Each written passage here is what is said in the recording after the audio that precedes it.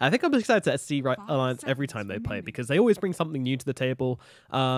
If not for the whole meta, at least to themselves. They're always improving. They're always looking to get themselves into the meta, and I just think maybe it's a matter of time for them.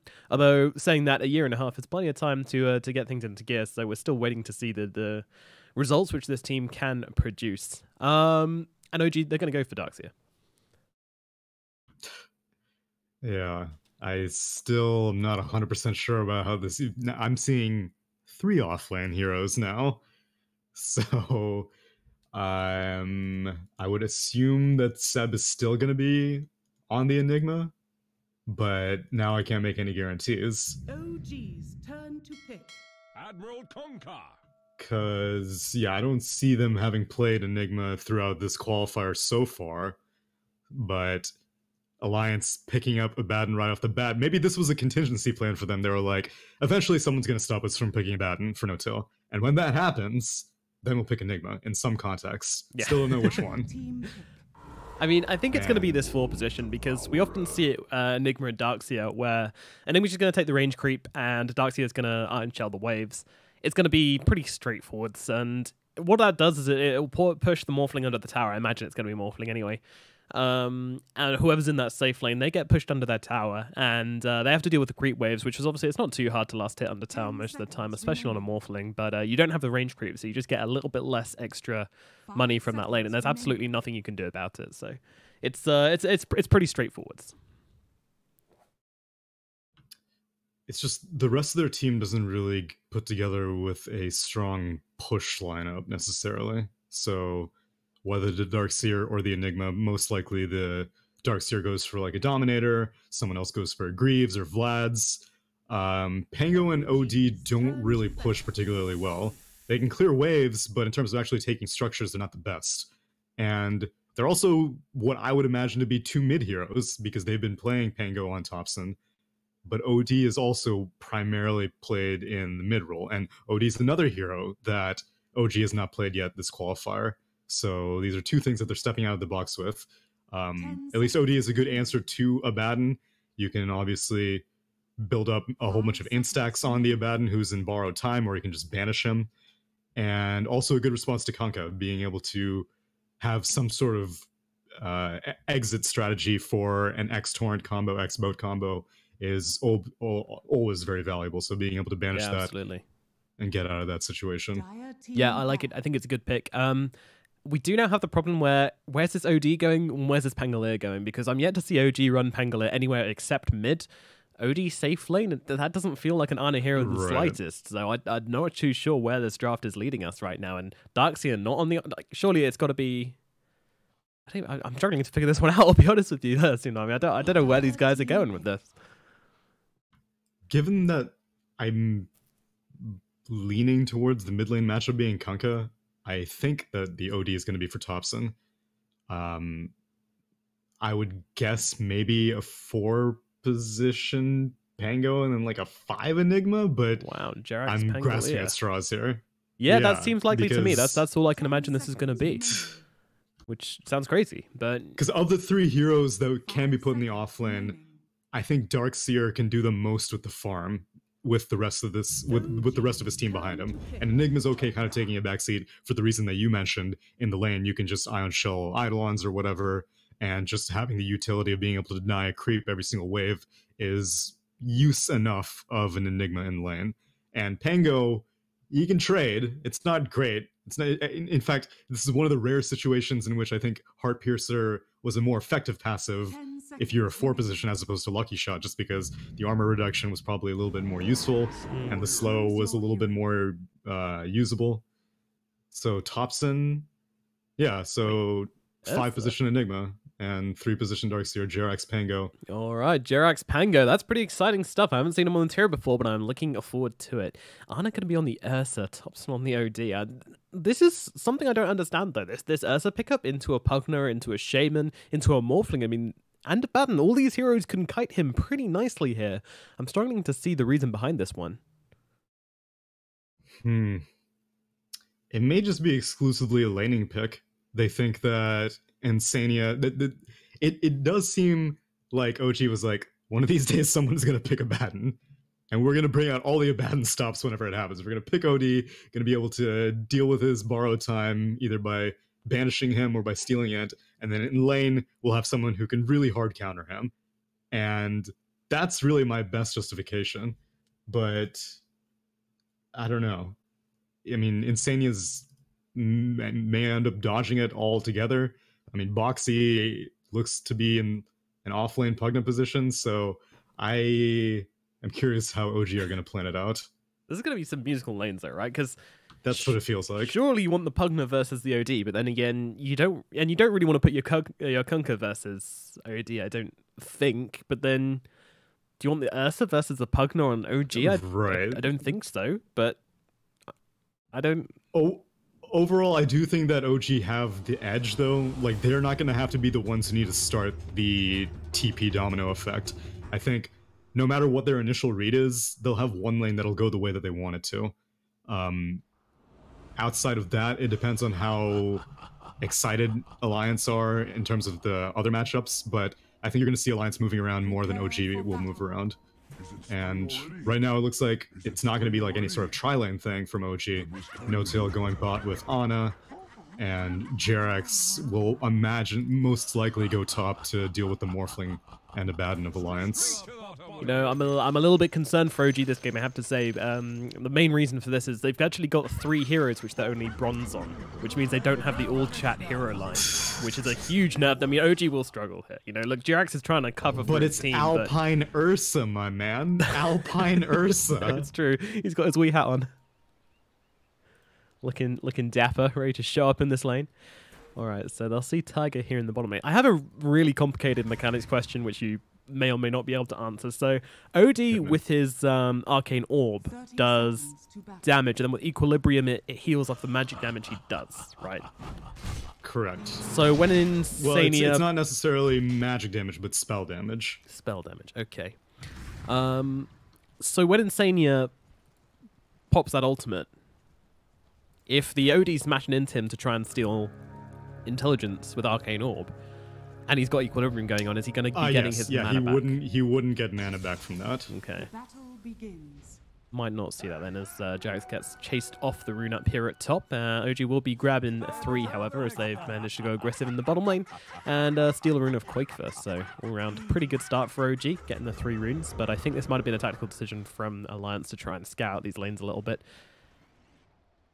Let's see how they decide to lane it. So it looks like in the mid lane, it's going to be Topson versus Pugna. Yeah, Boxy in the mid. And that's going to mean Quakefoot down at bottom on the Kunkka versus the Ursa, which again, I don't think OG really care that much about. Ursa isn't bad versus Kunkka by any means. And up at top... No. It was either going to be the Abaddon there, or it was going to be the Kunkka there. So one melee hero was going to have to go up against the Ursa. So Seb just going to go and cut this wave, and Insania's just going to chase him down with these miscoils. Probably, this is such a weird way to play Dota right now. You just turn up to lane as a Abaddon and you just spam away your health until you die. What is this? Oh well. We all see Seb taking a bunch of miscalls. I mean, Insania's kind of close to base here, which he could maybe just make the walk back if he wanted to, but Jerax is if it gets too low, yeah Jerax, he's got to be careful. These guys are Abaddon players. They know this is not their first rodeo. Yeah. And Madara trying to drag the creep round here, it looks like. I think doesn't he just want to stand a tower and hit creeps? Yeah, this isn't the worst setup for a Morphling, at least not yet. But once this Darkseer hits like level 2 or 3, it becomes a little bit rougher, as you can see. Yeah, and it seems that Madara having to waveform through the heroes right now, as Insania did go back and now TP's back in, so we'll have plenty more miscoils to throw out for Madara. This is a really nice lane though, because obviously you can just throw in the full Agi, and then these miscoils will get a lot more value from them, so that's pretty sweet. Yeah, and overall magic damage is just very, very satisfying against Darkseer, who has 5 armor. Pangolier also has 4 armor in his own right. Both heroes have stout shields, so any source of non-physical damage, non-right-click damage goes a long way against those types of laners. Absolutely. Meanwhile, Ana dropping a little bit low here in this bottom lane, just the gradual harass of the Shaman and the Conqueror. Imagine this is Tiger just running forwards and constantly casting Aether Shock on the poor guy, as Ana will have to use itself quite early here. Yeah, so one thing that's different about top lane is I said it was going to be the Darkseer throwing down the Ion Shells and with No Tail taking the creeps, but now No Tail's down bottom, that isn't going to be the case. So it does mean that Madara's going to be getting a little bit more than planned, as Ana slowing down Quakever here. Actually going for that Earth Shock build we don't see so often anymore, but getting those Fury Swipes sticking through. Quakever, I don't think he's going to be dived under tower here, but Ana just causing chaos with the two heroes on Alliance here. All back himself up to the creeps. And Sanya also getting fairly close, although he's going to self up and does not have a TP available, so he's going to stick around in the lane. Yeah, it is a little bit interesting seeing the Earthshock build. I imagine it's probably situational just because he has an Enigma on his team and in his lane, that it's a hero who can actually take advantage of your slow, because your Eidolons can get more damage and stuff like that. Because I think most Ursas, whenever they have a lane partner, they're just like, whatever. It's more worthwhile for me to... I mean, because Earthshock and Overpower are the same mana, so if I spend one Earthshock, that means I'm not getting one Overpower. And so I'd rather have more attacks for the harass as opposed to a more team-based debuff like a slow. Though I think he'll still keep it as just like a value point. I would be surprised if he put more than one into it. Scrapify being very annoying for Thompson here in the middle lane as the Pugner and the OD matchup get off to a fairly slow start. Both of them... This is an awkward lane, right? Because neither of them are last hitting very well, because one's getting Decrepified and the other's getting Astras. So they're sitting on like 11-2 and 12-3, which looks terrible. Like... Yeah, it does look a little bit sus. We want to put and no one's really tier 2, but I think he's okay here. Just no one's ready to rotate quite yet to the mid lane, because both teams have fairly good setup. Like you said, not only is it good at disrupting, getting last hits, those spells that you mentioned, the Decrep and the Astral, but it's also good at setting up for whatever potential follow-up there is, if anyone. It would probably be the Pango for OG or the Shaman for Alliance, but right now they're just intent on keeping their side lanes healthy. Okay, so No Tail actually denies himself to the neutral creeps, which does mean a longer respawn, if I'm correct. That's how that works, right? Although Jarex is coming in with the Swashbuckle. There's a quick shackle out, but Tiger realizing he has to get away from this Ursa quite quickly here. Ana doesn't have that much health to work with those, and Sania comes down as well. Throwing out a couple of missed calls here and there just to heal up his team. Dude, Ana does not want the Abaddon down here. He would prefer to say it's a two-lane situation, and now he's pretty screwed. Yeah, this is a little bit questionable as Ana gets caught out. I don't think he realized Quakever salved up, or I'm not too sure, but really wanted to go for that rune. Unfortunately, did trade his life for it there, as Jarex is able to steal their bounty runes, which does still mean, I think, 3 go in the way of OG? No, it's 2 for 2. So even on the bounty runes.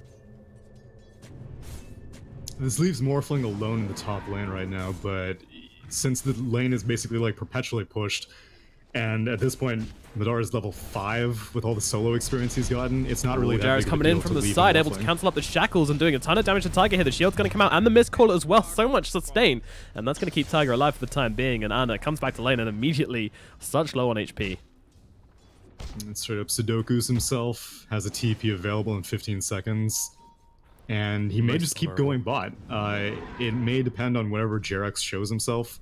He showed himself bot briefly, but now he's trying to figure out what lane to go to actually make some moves. I don't think he can go mid at this point. Thompson, he's just farming the jungle right now, and at this point Boxy has level 6 for life drain, so going on a Pugna is a little bit dangerous now. So he's just gonna soak up some mid lane EXP. Yep, get that level 6 on the Pangolier, always a key spell in helping you get these fights off. The Rolling Thunder offering you a ton of disable. And a real opportunity for OG to take some fights here as the banishment comes in the middle lane. And Thompson prepares to probably get Decrepified up. No, it doesn't happen this time around. Previously when they've been doing this, Boxy's just been Decrepifying him straight after the Astral, so he can't use Equilibrium and get the Value Arcane Orb hits off. But right. Now he's starting using it a little bit earlier just to get them creeps down. Adjusting to the lane. Meanwhile, down at bottom. Yeah, No Tail's Eidolons aren't lasting very long in this lane to the Conquer, has to be said. Ana himself is not lasting very long in this lane between the Tidebringer Harass and the Aether Shocks. He is not last hitting particularly well, all things considered. Falling behind the mid lane. So, top lane though, they find a kill. That must have been a Swashbuckle Silence coming out because he just disappeared. Like that health bar dropped. I was watching this up here and it just all the way down. So Swashbuckle with a silence and the Iron Shell helping out there. That's just... is that an RNG Lucky kill, or shot. is that just, yeah, feels good. 17%, never doubt it. Life Drain coming could out. be in some trouble, making it to the tree line here, going for the immediate TP out. Blast. Boxy, as he got the Nether Blast, he doesn't want to use it, though. He's going to try and look for a little bit deeper in the trees there, but Seb predicted it all and got himself to safety. Yeah, scan came out a little bit too late, so that gets wasted. But he gets out. Boxy, not a successful rotation. Yeah, killing the Morphling off. It's so irritating because, like, Lucky Shot is not a spell that you should have to stay at, like, 800 HP for, but that's the nature of it, and it's so silly, as he does cancel out Jarak's TP Tiger with a could be strength going adaptive down strike. here, but Ursa is definitely going to die in response as the boat comes flying in, and with the Aether Shock as well, they will be able to bring down Ana, and No Tail's going to drop as well. Successful rotation from Boxy and Alliance, clean up 2 heroes in this bottom lane. Tiger survives through it all. Yeah, Pango was trying to TP bot for that. Not that he was level 6, but Morphling ended up canceling it in the top lane. And Boxy doing a world tour, straight from top lane to bot lane. Yeah, he's making his presence felt across this map, and to quite some success as well. Didn't quite find the kill onto Seb, but did manage to do a ton of damage and finding himself a ton of action, basically, as Jarak's just going to start to melt down Madara here. Madara feeling like something's wrong. They won't get the silence this time around, though, so Madara will make himself scarce and stick himself to this Midas tower. Morphling, let's go. Well, Alright, no alright. Morbid Mask. And there's a wall. So, No, well, guess there's a wall here now. so he's gonna have to stick around the lane for much longer than usual, because typically these Morphlings, they pick up their Morbid Mask and then they just transition into the jungle. But I suppose with an Abaddon on his team, he feels a little... Oh, Things that coming is out not of the gonna bottom. happen. Boxy could be in some trouble as the boat's coming in once again with the life drain as well, but the Astral comes out from Thompson to save the day. Thompson running forwards, Jarek's as well. The Tidebringer doing a fair amount of damage, but they're going for Boxy as the Sandy's Eclipse come out, going to drain all his mana. The Swashbuckle forwards, they'll find the kill. Boxy taken out in the bottom lane. OG finally strike back and get themselves a kill onto this Pugna. Yeah, and the Shaman is not level 6 in the mid lane, so really no threat of the push coming, but Thompson's gonna TP anyway. Yeah, well, that's why he's here, So I just to guess get that they're- level 6. Yeah, Whilst the yeah, Pugna rotates. but it's a little bit surprising that Thompson returned right back mid as Insania getting really Insania, low. yeah, doesn't manage to get the suicide off in time, and Madara's trying to fight up, but Ana's on top of him here. He does have a waveform, will be able to get to the other side of these trees. Ana still wants to chase though. They're surging him forwards here. Madara changes into the Darkseer here, and He has a Ana's got surge. 2 heroes to chunk the through now. He's shells. running out of HP as well. Ooh. Seb in some trouble. Madara juking them both round. OG getting really low here. They're still trying to fight it up. Don't really know what to do with themselves. They're going to split themselves up and try and get themselves away. Torrent, ooh, close to landing. Ana does manage to escape for the time being, but He Quake does was not on the have a TP. hunt through the trees. Ana, where are you going to go here? The bear trapped in the woods, trying to juke around even further, and does manage to get himself away from Koikva there. Nicely done by Ana, but he doesn't have a TP, so... Yeah, he still has to get out though. Yeah. And the courier, okay, the courier is en route. No, and it doesn't have a TP for him. It keeps someone's fighting with the courier at OG's base. Meanwhile, yes, Pango did die in the bot lane as well as the tower going down. Yeah, he's even And circling for Ana us as well. manages to walk out. Well, yeah, quite the escape from the Ursa there, but a lot of time wasted for him all the same, so can't really be considered a victory. Didn't get a kill for this. He just spent a lot of time in the trees, even longer time not farming, as he's basically ending this laning phase with about 44 CS at 11 minutes, which is nothing to be proud about. But considering the lane, you know, you can't really blame him too much, but I do feel like OG have kind of... I mean, they have the net worth advantage, somehow. I mean, now. looking at the Dark The Seer, Midas is going to kick in eventually, though. That's as true, Pango but look at rolls this in middle mid. lane, rolling through too. Got them both stuck in the river here. I mean, they're trying to heal up the Shadow Shaman, and they'll actually be able to do so. Boxy keeping Tiger alive with the Abaddon here as well. And yeah, Insania just says goodbye, everybody. Plays himself out, and OG get nothing for using 2 quite big ultimates in this middle lane. Alliance keeping it together right now as they throw down this Nether Ward and just try and get this tower pushed down. Clank running tower does have the X marks combo, but doesn't have a boat available, so no real kill potential. These heroes are so hard to kill, though. With the heal from the Pugna, the strength from the boat, the shields and the heals from the Abaddon is so much to get through.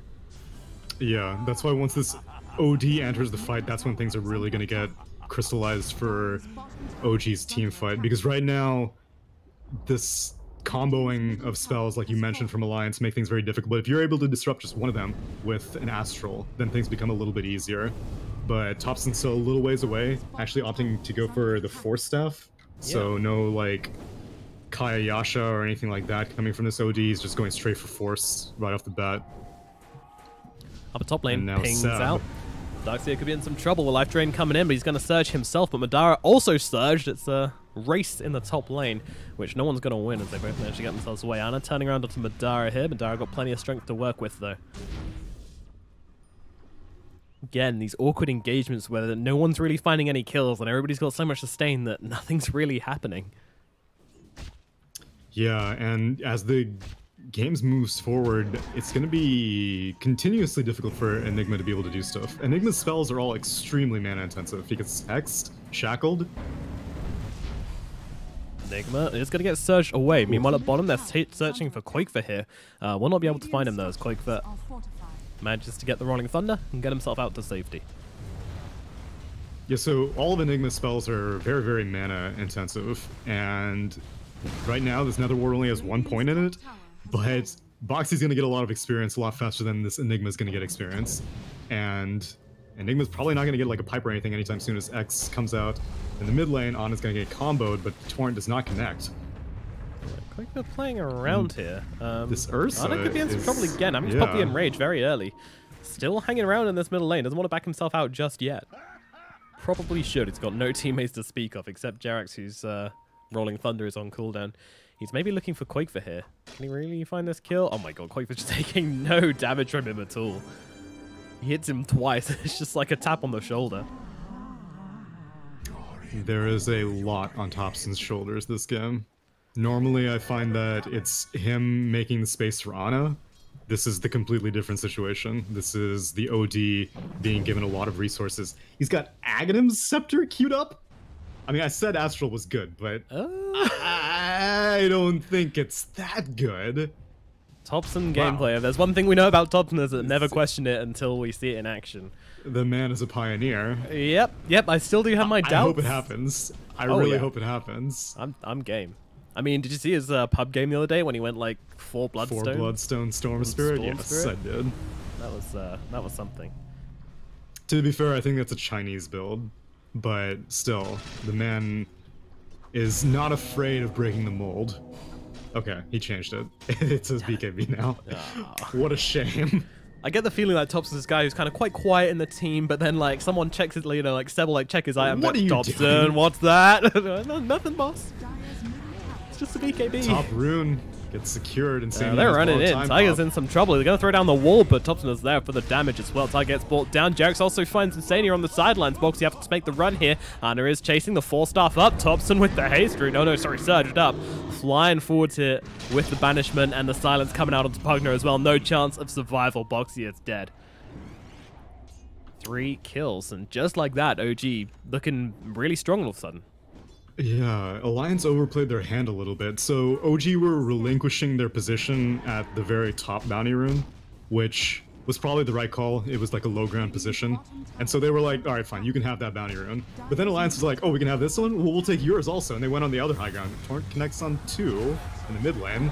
Ooh, nice little, is that going to be enough, the Astral, though, to save the Ursa? He does not have Enrage when he comes out. Coming in, and that's a long shackle. What on earth? Ursa gets taken down. I guess that's the Aether Lens. Wow, I didn't even realize he'd pick this up. Tiger finding the money. 60-minute Aether on a, I guess it is the 4 position, and Sania is the 5. And now another X on Enigma. Uh-oh. Not much follow-up yet, though. Got 1 charge to work with. Is it going to be enough?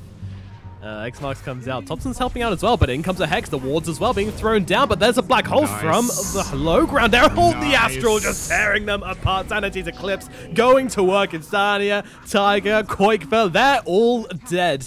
A little bit chaotic here in the river for Alliance once again. 2 fights taken in the same point in the map, and both of them ending the exact same way, with 3 heroes dead, and OG looking very firmly on top right now as they head into the Roshan pit, and they have this Ursa, so it's not going to take them that long at all. That only takes a shaman 1 time. You only get 1 time against a shaman, and then he's like, never again. I'm always keeping one of my disables available against this black hole. That time, like, he spent the shackles and the hex and the shaman wards all on that OD and the high ground. Again, once maybe overplaying their hand a little bit, at the same location, but Enigma was able to thread the needle, managed to catch the Shaman and the Kunkka. Abaddon can't do anything, Aphotic Shield is useless against Black Hole, and so Insania just had to watch helplessly, and all they needed was a Sanity's Eclipse to put a pin in it, give the Aegis to Thompson after taking that Roche. Yep, throwing down the gauntlet. And I gotta say, the MVP of that fight, I'm not sure whose it was. There's a Greaves and there's a, bottom lane. Bit of playing around here. Yeah, I think Boxy has some trouble. Tiger trying to help out, but Thompson being surged forwards once again, looking for the Astral. Decides not to go for it and just whacking into Tiger here. Maybe looking for... Nah, just get the support. Goodbye, Tiger. A blast to the face and he is taken down. But yeah, in that last fight, Enigma didn't have the mana for Black Hole at the start, but I think they have to have greased him. Yeah, Anna's playing around with 3 heroes here, though. In comes Seb with the wall, gonna land it onto 2 and try and give Anna a bit of space, but he's not using it to run away, he's using it to run forwards. But then again, this is Anna we're talking about, so if anybody's hardly surprised. And finally, Time got popped on an illusion. Oh god, that doesn't feel too good. Insania, no chance of a deny. Meanwhile, Jarak's going to look for Quakefer here. Does have the dust available, and now with the Rolling Thunder, wants to keep him locked down. Quakefer cannot. Indiana Jones himself away from this one as Thompson comes rolling in as well. What up, boy? Quakefer gets taken out. Thompson turns up, finding a very fortunate rune. He's been everywhere. He's been in all of these engagements, also keeping himself on top of net worth, where the Morphling has not been getting involved with this at all. And they're even going for one more here as Tiger could be in some trouble. Thompson closing him down, flying into this fight. Thompson looking for the Astral here. Tiger, well, they're just going to do it with the right click. It's too much damage. He just gets exploded. 36 int. Get away, Alliance. Stop fighting into this man. Madara suddenly finds his wits as they realize that there's nobody to save. There's nothing to be done about this anymore. Let them go. They're going to smoke up. Madara keeps on farming. Insania just wants to get some Madara keeps on farming. Yeah, that's going to be a trend. Dude went BOTs after the Midas and the Morbid Mask. That's astronomically greedy. But it's showing. Alliance are not at a power spike right now, whereas OD, after completing that 4-staff, after getting an Aegis, is at a massive power spike right now. But Alliance, they keep taking fights that aren't near objectives, which is so strange to me. That's now Boxy does get silenced. Yeah, Madara wants to help out in some way, shape, or form, but can't really do anything here. He's actually going to morph himself away. Boxy left to the wolves here as OG hunt him down. Thompson's already searching for more as Boxy will get taken down, and Anna and Thompson won't find anybody just yet. Jarex comes in out of the way. Morphling, he just runs himself away from that fight pretty much immediately. Throws in one adapt, distracts like, yeah, sorry, I'm not joining him with this. Fourth, the Boots of Travel, the Hand of Midas. You know, my country's going through Brexit right now, and, you know, I'm pretty much a master on breaking away from everybody else, and this is definitely what this Morphling's doing right now. He does not want to be with his team. Pusher, is that what you're telling me? Yeah, if it was a Dota game, Theresa May would be a nature's prophet. If it was a Dota game, I'm pretty sure you guys are trying to surrender. Sanity's Eclipse used on Madara just straight up to burn off his mana. Yeah, not going to result in anything. Serpent Wards used in response. Never mind, results in the Serpent Wards being spent. This all seems very intentional from Alliance. It seems like they're trying to just distract Ochi, because like I said, they're taking fights away from objectives, but that's almost kind of working out, because only 2 outer towers have gone down, despite there being like nothing but OG kills on the board for the last 5 or 6 minutes. And part of that is because OG are not great at pushing, but also because lines keep dying like in the river and in the jungle near bounty runes, areas far away from towers. And I think it's all in the interest of making sure that this Morphling is able to do something with this incredibly greedy build that he's opted for. But hopefully they can continue to hold on, because the net worth advantage is just going to continue growing. And Morphling is the only hero who's going to scale really well in Alliance. Everyone else is just the stopgap. This Kunkka is going to fall behind at some point. So hopefully Madara can convert all the resources that Alliance are giving to him right now. I like the way literally like a minute ago you were saying that Alliance are drawing OG away from the objectives, and then OG just kind of heard you and went, hey, wait a minute, they're drawing us away from the objectives, and you just pushed down both tier 2 towers on the bottom lane. Now only one outer tower remains, so Caster's Curse, something like that. I mean, they still have a little bit of a window. It's because of this Aegis that they feel so confident going for this, as Thompson feels extremely confident. He is all alone over here.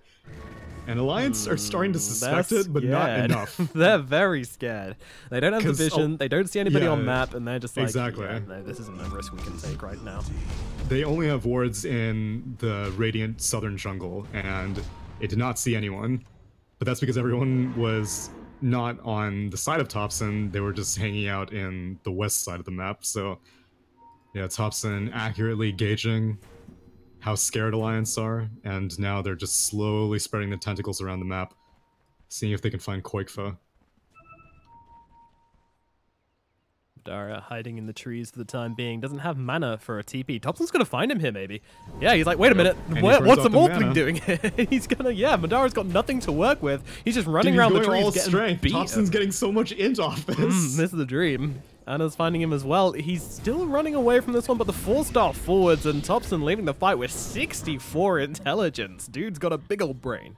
Meanwhile, in the middle lane, they're looking at Seb here, or is Seb looking at them? Boxy having to force staff to the high ground here. Scared of the Rolling Thunder as Jax comes forwards. Their Tiger just splitting the focus away from his course, taking one for the team here, sitting in the trees, waiting for the sweet release of death as Sub punched him in the back of the head, taking him out. I always find it amusing when Darkseer gets the last hit on someone with that punch. Dude, Punch Seer is a very viable build. I won't have you disrespecting it. Oh, he's got like forcing. a 90 damage. Oh my god, Zanzi's Eclipse going down to Boxy. He's just going to heal himself straight the way back up with the life drain though. As the boat comes in, landing onto 2, but they're just jumping forwards onto Boxy here. Insania having to pop that ultimate. He's just sitting here, and Thompson's just like, so thank you very much. 72. We'll take it. OG. I mean, it doesn't look like there's much to slow them down right now as they're running down this middle lane, getting onto the tier 3. All chat lines coming out. They're feeling it right now as the middle lane Drax under siege. Madara says hello, uses a Midas. That's about it. Yeah, this Drax is going down for sure. And they may even move to bot.